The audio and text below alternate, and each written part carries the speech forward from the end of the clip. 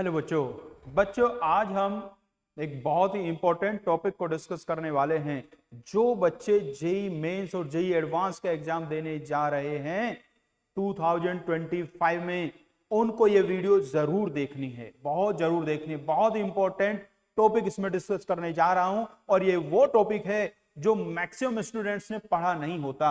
ये topic directly JEE mains या advance के सिलेबस में नहीं है, फिर भी 2024 में जेई मेंस में इससे 3 क्वेश्चन पूछे गए। अरे एक पेपर में नहीं रे बच्चों, कुल मिला के जो टोटल पेपर हुए हैं उनमें 3 क्वेश्चन पूछे गए और ये तीनों क्वेश्चन आपके अप्रैल वाले अटेम्प्ट में आए थे। तो इसका मतलब पॉसिबिलिटी हो जाती है जो 2025 में आपका पेपर आएगा उसमें भी इस कॉन्सेप्ट के क्वेश्चन आ सकते हैं। वो जो क्वेश्चन जेई में आए थे वो इस कॉन्सेप्ट से भी हो सकते हैं और डायरेक्टली किसी दूसरे कॉन्सेप्ट से भी हो सकते हैं, लेकिन इससे आप करेंगे तो सेकंड्स में हो जाएंगे। तो बहुत ही इंपॉर्टेंट टॉपिक को डिस्कस कर रहे हैं, ध्यान से समझिएगा बच्चों। ये हम जो पूरा वीडियो होगा ये 2-3 पार्ट में बनाने वाला हूं। पहले पार्ट्स में मैं थोड़ा थ्योरी डिस्कस करूंगा उन टॉपिक्स की, और अगले वाले पार्ट्स में मैं वो क्वेश्चन डिस्कस करूंगा जो जेई मेंस में पूछे गए हैं। क्वेश्चन तो जेई एडवांस में पूछे गए हैं वो भी डिस्कस करूंगा। तो आइए स्टार्ट करते हैं। टॉपिक है आज मेरा gamma function. Gamma function, 2 function होते हैं, बीटा फंक्शन और गामा फंक्शन, इंटीग्रेशन का पार्ट है। तो गामा फंक्शन बच्चे एक इंटीग्रल होता है, integral 0 to infinity x to the power n-1 e to the power -x dx। इस इंटीग्रल को हम लोग कहते हैं गामा एन। गामा ये बड़े वाला गामा है बच्चों, बड़ा गामा। एक छोटा गामा होता है, बड़ा गामा होता है। छोटा गामा आपको पढ़ाएंगे केमिस्ट्री वाले, हम पढ़ाएंगे आपको बड़ा गामा। तो बड़ा गामा जो गामा फंक्शन है क्या है जी, gamma n equals to 0 to infinity x to the power n-1 e to the power -x dx। इसको हम लोग कहते हैं बच्चों गामा एन। तो ये एक पर्टिकुलर फंक्शन है जिसको गामा फंक्शन कहा जाता है। अब यदि हम गामा फंक्शन की कुछ प्रॉपर्टीज याद कर लेते हैं तो उससे डायरेक्टली ऐसे क्वेश्चन सॉल्व हो सकते हैं। तो सबसे पहली जो प्रॉपर्टी हम सीखने वाले हैं, इसको ध्यान से देख लो भाई। पहली प्रॉपर्टी बताऊंगा। फर्स्ट प्रॉपर्टी क्या है बच्चों, गामा एन। गामा एन का गामा वन का वैल्यू 1 होता है बच्चों। गामा 1 का वैल्यू 1 होता है। देखो बहुत ज्यादा प्रूफ में तो हम जाने वाले हैं नहीं इसके, लेकिन हाँ चलो एक तो करा ही सकता हूं कि गामा 1 का वैल्यू 1 कैसे आता है, इसको मैं आपको सॉल्व कराता हूं बच्चों। देखो भाई गामा एन आपने अभी देखा, तो यदि गामा 1 मुझे निकालना है तो क्या करूंगा बच्चों, एन के प्लेस पे 1 पुट करूंगा। यहाँ के वापस देखिएगा बच्चों, यदि मैं यहाँ n को 1 पुट कर देता हूं तो 1 - 1 0 बन जाएगा। तो ये x टू द पावर 0 बन गया। x टू द पावर 0 बन गया तो बचा क्या है, e to the power -x। तो ये बन गया e to the power -x dx। अब इसको इंटीग्रेट कर दीजिए बच्चों। e to the power -x का integration minus times e to the power -x। बच्चों 0 इसलिए है, आपने प्रॉपर्टी पढ़ा होता है इंटीग्रेशन में, यदि x के नंबर मल्टीप्लाई में कोई नंबर आ जाए तो उससे हम लोग डिवाइड कर देते हैं। तो x मल्टीप्लाई माइनस आ गया इसलिए यहाँ माइनस आ गया। अब लिमिट पुट करता हूँ, e to the power -infinity minus e to the power -0। बच्चों e to the power -infinity का वैल्यू 0 होता है और e की पावर 0 का वैल्यू 1 होता है। तो ये माइनस माइनस प्लस होके 1 आ गया। तो पहली प्रॉपर्टी क्या है, गामा 1 का वैल्यू 1 होता है। फर्स्ट प्रॉपर्टी हमने बच्चों सीखी कि गामा 1 का वैल्यू 1 होता है। नेक्स्ट आप प्रॉपर्टी देखें। सेकंड प्रॉपर्टी आपका क्या कहता है, gamma n plus 1। Gamma n plus 1 equals to n gamma n। ये प्रॉपर्टी काफी इंपॉर्टेंट बच्चों होती है। Gamma n plus 1 equals to n gamma n होता है। अब यदि n हमारा नेचुरल नंबर हो जाए या होल नंबर से भी काम चल जाता है तो ये कैसे सॉल्व किया जा सकता है। n थोड़ा सुंदर नहीं लिखा, वापस सुंदर लिख देता हूं बच्चों। अब देखो इसमें थोड़ा डिस्कस करता हूं। यहाँ आइए नए पेज पे आते हैं। यहाँ मैंने क्या कहा, प्रॉपर्टी क्या है, gamma n plus 1 equals to n into gamma n।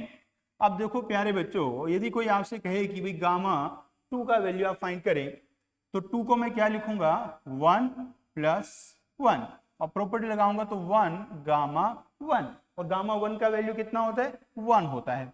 और 1 इंटू 1 क्या होगा भाई, 1 इंटू 1 हो जाएगा 1। So gamma 2 is 1। And gamma 3 क्या बनेगा, इसको मैं लिखूंगा 1 प्लस 2। तो ये प्रॉपर्टी यूज करूंगा, तो ये बन जाएगा 2 गामा 2। और गामा 2 का वैल्यू मैंने क्या निकाला, गामा 2 का वैल्यू निकाला मैंने 1। तो ये 2 इंटू 1 2 आ गया है। ऐसे देखो जी मैं गामा 4 निकालता हूं तो गामा 1 + 3 ये आ गया होगा 3 गामा 3 और गामा 3 का वैल्यू क्या आया था जी 2 × 1 सो ये आ गया है 6। ध्यान से देखिए, अरे 6 नहीं लिखता यार, इसको कुछ और लिखता हूं, इसको लिखता हूं 3 फैक्टोरियल। सो गामा 4 का वैल्यू कितना आ गया है 3 फैक्टोरियल। गामा 3 का वैल्यू कितना था 2 मतलब 2 फैक्टोरियल। गामा 2 का वैल्यू कितना था 1 फैक्टोरियल।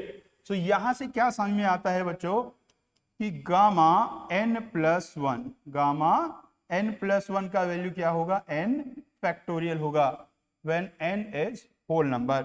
बच्चों n यदि आपका नेगेटिव हो जाता है या फ्रैक्शन में आ जाता है तो फैक्टोरियल डिफाइन नहीं होता है, तो इसलिए मैंने क्या लिखा होल नंबर है। तो यदि n आपका होल नंबर है तो गामा n+1 का वैल्यू n फैक्टोरियल हो जाता है। तो अब इससे कितना ज्यादा आसान हो गया बच्चों, वो जो इंटीग्रल हमारा है गामा फंक्शन वाला, उसमें आप डायरेक्टली ये फॉर्मूला यूज करके बहुत ही आराम से बता सकते हैं क्वेश्चंस के आंसर। जैसे देखिएगा, आपको पूछा जाए 0 to ∞ x⁴ e⁻⁻x ये किसके इक्वल होगा। तो ये हमारा गामा फंक्शन क्या है याद तो हो गया होगा, फिर भी यहाँ एक बार लिख के दिखाता हूँ। गामा n क्या होगा 0 to ∞ x⁻⁻1 e⁻⁻x dx, ये बच्चों गामा n होता है।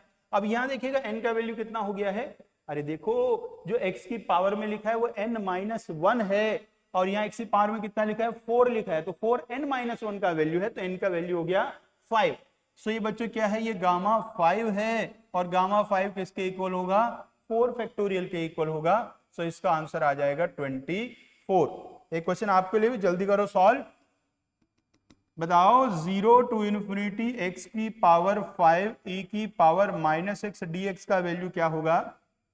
तो यहां देखो इसमें n का वैल्यू आ गया 6, सो ये बन गया है गामा 6 और गामा 6 का वैल्यू 5 फैक्टोरियल और 5 फैक्टोरियल का वैल्यू होता है 120। तो ऐसा क्वेश्चन आप डायरेक्टली भैया सॉल्व कर सकते हैं यदि गामा फंक्शन आपको आता है। इसको आप बाय पार्ट्स यूज करके भी कर सकते हैं, लेकिन गामा फंक्शन आता है तो सेकंड्स में आपका आंसर आ जाएगा बिल्कुल सही। चलिए आगे बढ़ता हूं और गामा की प्रॉपर्टी के बारे में बात करता हूं। एक प्रॉपर्टी ये है जी, गामा 1/2 का वैल्यू √π होता है। इसको मैं प्रूव भी कराऊंगा आपको, जब बीटा फंक्शन इसके आगे पढ़ाऊंगा तो प्रूव कराऊंगा कि गामा 1/2 का वैल्यू √π कैसे होता है। तो गामा 1/2 √π होता है बच्चों। और एक प्रॉपर्टी और, gamma n into gamma 1 - n = π/sin nπ, ये होता है जी।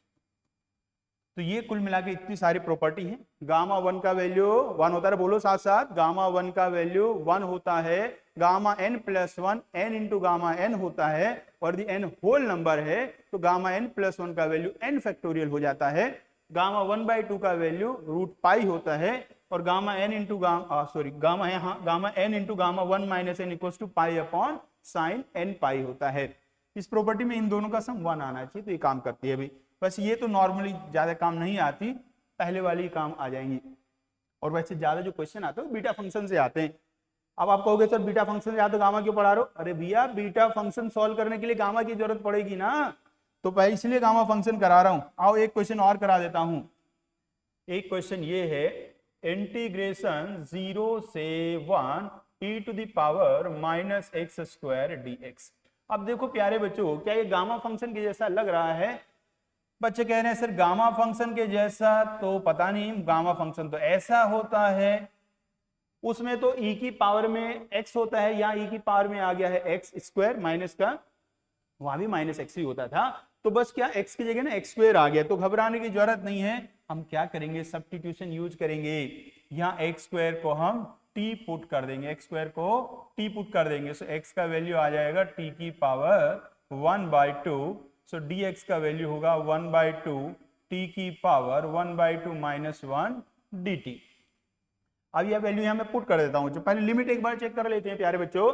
जब x को मैं 0 पुट करूंगा तो t का वैल्यू भी 0 ही आ रहा है, x को 1 पुट करूंगा t का वैल्यू भी 1 ही आ रहा है, तो लिमिट सेम है, 0 to 1 ही है। और यहां देखा जाए भाई ये e की पावर -t बन गया है, ये एक 1/2 आ गया। 1/2 तो बेचारा सीधा साधा कांस्टेंट होता है, बाहर भी लिखा जा सकता है। और t की पावर 1/2 - 1। आपको पता है मैंने जानबूझ के 1/2 - 1 को -1/2 नहीं लिखा है, क्योंकि ये फार्मूले में n - 1 ही होता है। आप देखो प्यारे बच्चे, ये बिल्कुल उसके जैसा बन गया है कि नहीं बन गया है। बस ये देखो n के प्लेस पे क्या है, n के प्लेस पे है 1/2। सो ये आ गया गामा, पहले इधर भी एक 1/2 बाहर है, और ये आ गया गामा 1/2। गामा 1/2 का वैल्यू कितना बताया, जल्दी बताओ कितना बताया, गामा 1/2 का वैल्यू बताया √पाई। सो ये आ गया है √पाई/2 बच्चों। तो ये हमारा हुआ जी गामा फंक्शन। तो गामा फंक्शन के बार वापस देख लो क्या क्या हमने सीख लिया है आज। गामा फंक्शन क्या है, gamma n is integral 0 to ∞ x to the power minus x to the power n minus 1 e to the power minus x dx। Gamma 1 का वैल्यू 1 होता है, गामा n प्लस 1 का value n into gamma n होता है। ये gamma 1 का value मैंने आपको सॉल्व करके दिखाया, 1 कैसे आता है, gamma n plus 1 n into gamma n होता है। इससे हमें पता चला यदि n होल नंबर है तो gamma n plus 1 n factorial के इक्वल हो जाएगा। इसका यूज करके ऐसे क्वेश्चन बहुत ही इजीली सॉल्व किए जा सकते हैं। सिंपल है, जितनी भी यहाँ पावर उतना ही फैक्टोरियल। दो प्रॉपर्टी और गामा 1/2 √पाई होता है, और gamma n into gamma 1 minus n पाई/sin n पाई होता है। इससे ये एक मैंने छोटा सा क्वेश्चन करके दिखाया। तो ये हमारा हुआ जी gamma function, basic gamma function जितना हमारा काम का है वो मैंने बता दिया है। अब अगले पार्ट में मैं आपको सिखाने वाला हूं बीटा फंक्शन। बीटा फंक्शन जिससे डायरेक्टली क्वेश्चन बनते हैं, तो बीटा फंक्शन इसे अच्छे से कर लीजिए, फिर आइए बीटा फंक्शन सीखने के लिए।